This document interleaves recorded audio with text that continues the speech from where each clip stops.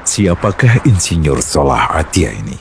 Mengapa kematian beliau menggemparkan Kairo? Dengan pemakamannya yang dihadiri lebih dari 1,5 juta orang. Mari kita simak kisah dari Asosiasi Universitas Islam Mesir ini.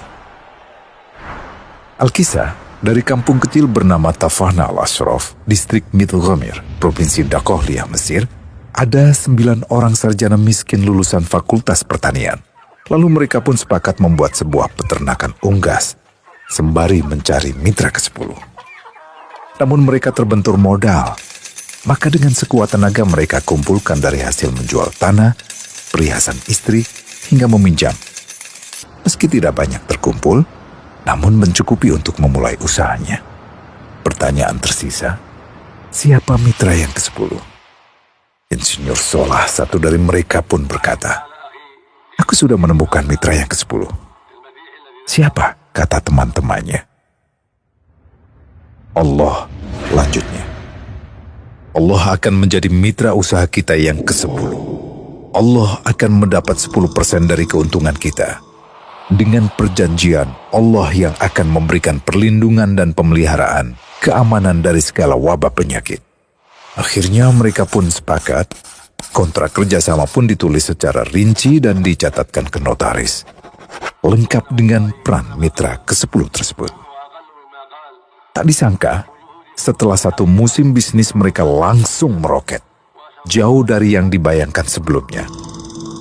Lalu mereka pun kembali bersepakat menambah jatah keuntungan mitra ke-10 menjadi 20% di musim kedua, dan begitu seterusnya hingga mencapai 50%. Lalu bagaimana keuntungan mitra ke-10 itu dialokasikan? Dimulai dengan membangun sekolah dasar Islam putra, lalu lanjut putri, kemudian sekolah menengah putra, kemudian putri. Tambah lagi madrasah aliyah putra, lalu putri. Tapi karena keuntungan terus membanjir, akhirnya dibentuklah Baitul Mal. Dan mereka pun mengajukan ke pemerintah untuk membangun universitas di kampung. Awalnya ditolak dengan alasan tiadanya akses bagi para mahasiswa.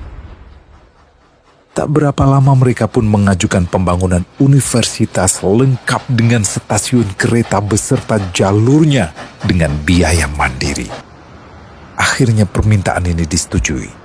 Dan pertama dalam sejarah Mesir, berdirilah sebuah universitas di perkampungan kecil. Semakin berkembang, dibangun pula fakultas kedua, ketiga, keempat hingga asrama putri dengan kapasitas 600 kamar. Lalu asrama putra dengan 1.000 kamar. Tiket kereta api pun digratiskan untuk memudahkan transportasi menuju kampung tersebut. Tak cukup hanya itu, dibangun Baitul Mal berikutnya hingga hilang kemiskinan di daerah tersebut. Dan program ini diduplikasi ke kampung-kampung lain hingga bisa dikatakan tak ada kampung yang disinggahi Insinyur Solah kecuali akan dibangun Baitul Mal untuk warga. Bantuan pun diberikan untuk fakir miskin dan para janda. Pemuda pengangguran pun dilatih untuk mengelola perkebunan sayur hingga mandiri, bahkan sampai bisa mengekspor ke negara tetangga. Pada saat panen raya, seluruh penduduk dikirimi paket sayur.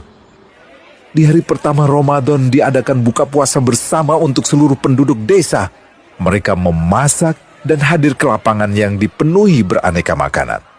Disiapkan juga perabotan untuk gadis-gadis yatim yang ingin menikah.